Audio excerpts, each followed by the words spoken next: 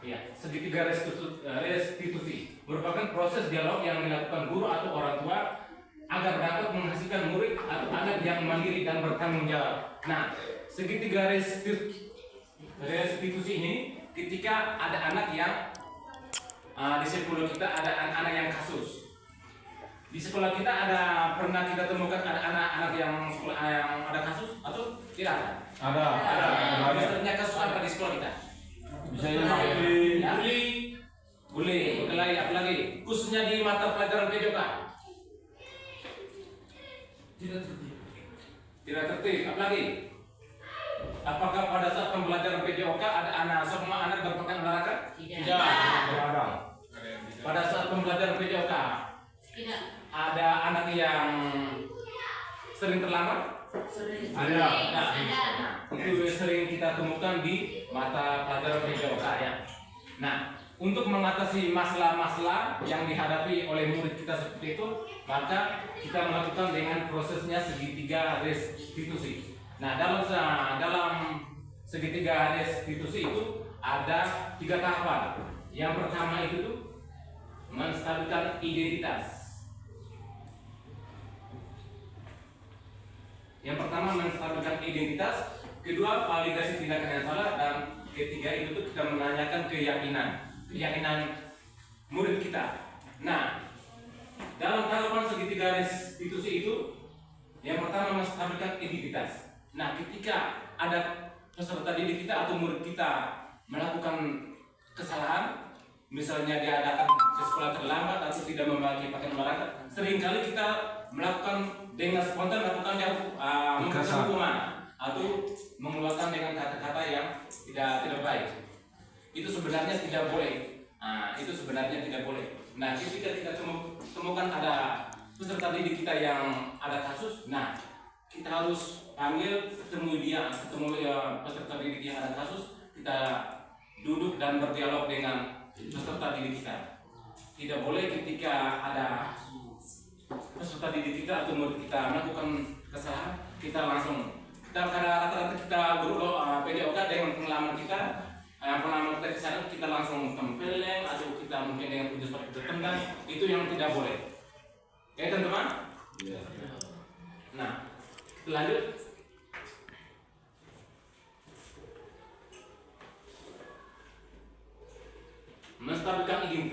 Menstabilkan identitas itu tuh dilakukan berdasarkan prinsip bahwa membuat kesalahan adalah bagian dari proses pembelajaran yang nantinya akan menggeser identitas gagal ke arah identitas sukses. Misalnya, ketika ada anak-anak yang melakukan kasusnya terlambat, nah kita panggil itu peserta didik, duduk dengan kita bertanya kepada murid kita. Misalnya Aris, kita punya peserta didik namanya Aris, Pak Guru amati kamu selama mata pelajaran pembelajaran PJOK, kamu sering tidak memakai pakaian olahraga. Setelah itu jawaban murid, ya Pak Guru. Nah, setelah dia menjawab, nah kita menstabilkan identitasnya. Aris, setiap manusia atau anak-anak sekolah di SDKBRI ini pasti pernah melakukan kesalahan seperti yang dilakukan oleh Aris pada hari ini tidak memakai pakaian olahraga. Itu kita mau menstabilkan identitasnya. Kadang kita tidak, kadang dalam anak-anak yang ada kasus kita langsung tempeleng atau kita langsung melakukan menghukum dia dengan push up atau lari keliling lapangan. Yang berikut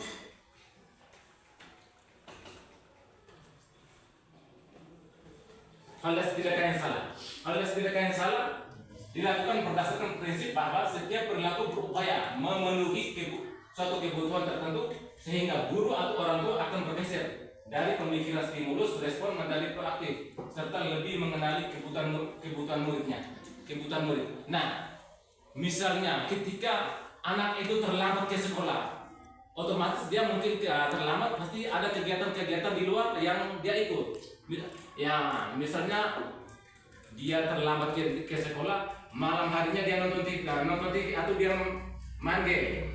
Itu teman-teman itu termasuk kebutuhan dia. Nah, untuk supaya dia tidak boleh menonton televisi menonton televisi atau main HP supaya jangan terlambat. Nah, kita panggil dia, kita bertanya kepada dia, kenapa Aris setiap kali ke sekolah harus terlambat? Nah, jawaban dia, Pak Guru, setiap malam saya sering menonton televisi atau saya main HP sampai larut malam sampai jam 10.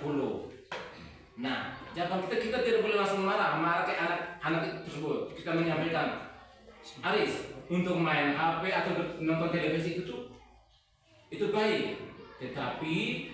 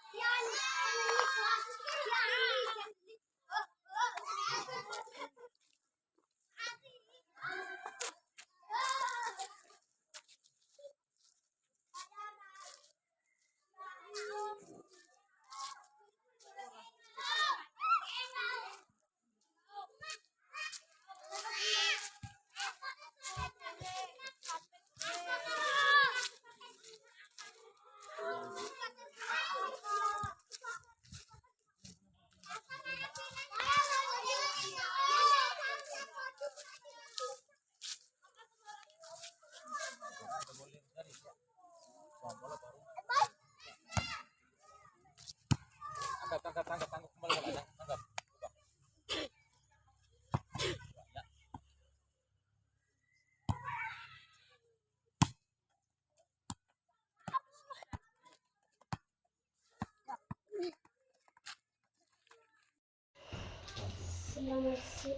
Selamat siang, Pak.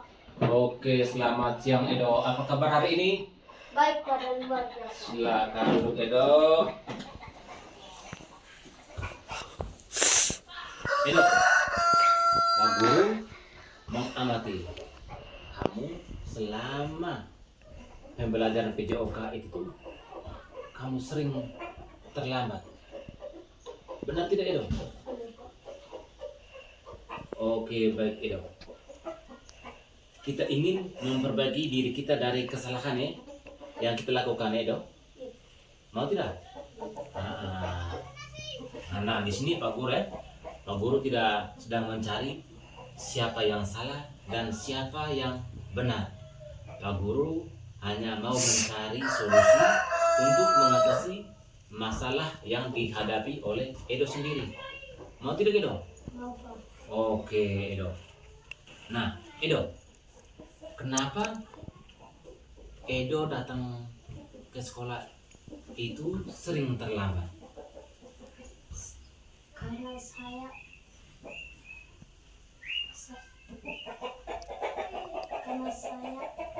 terlambat. Saya terlambat sering ikut orang tua acara keluarga. Oke, baik Edo Edo terlambat sering ikut acara keluarga dengan orang tua. Nah Edo, Pak Guru tidak larang untuk ikut acara dengan keluarga. Nah, untuk ikut acara keluarga itu kecuali pada saat liburan. Edo. Nah, kalau pada saat sekolah, Edo harus ingat dengan tugasnya Edo. Tugasnya Edo adalah apa? Sekolah. Oke, baik Edo. Tugasnya Edo itu tuh adalah sekolah, bukan untuk ikut acara keluarga dengan orang tua. Bisa tidak Edo? Bisa Pak. Oke Edo. Nah Edo, kira-kira untuk memperbaiki kesalahan Edo itu tuh apa yang Edo bisa lakukan untuk memperbaiki kesalahan yang Edo lakukan? Saya akan komunikasi dengan orang tua saya untuk tidak lagi ikut acara keluarga dengan orang tua. Oke, baik Edo.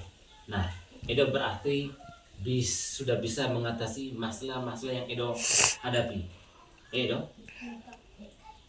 Nah, lain kali Pak Guru dipertegaskan kembali untuk acara-acara keluarga yang ikut hanyalah orang tua. Edo bisa ikut hanya pada saat libur. Edo?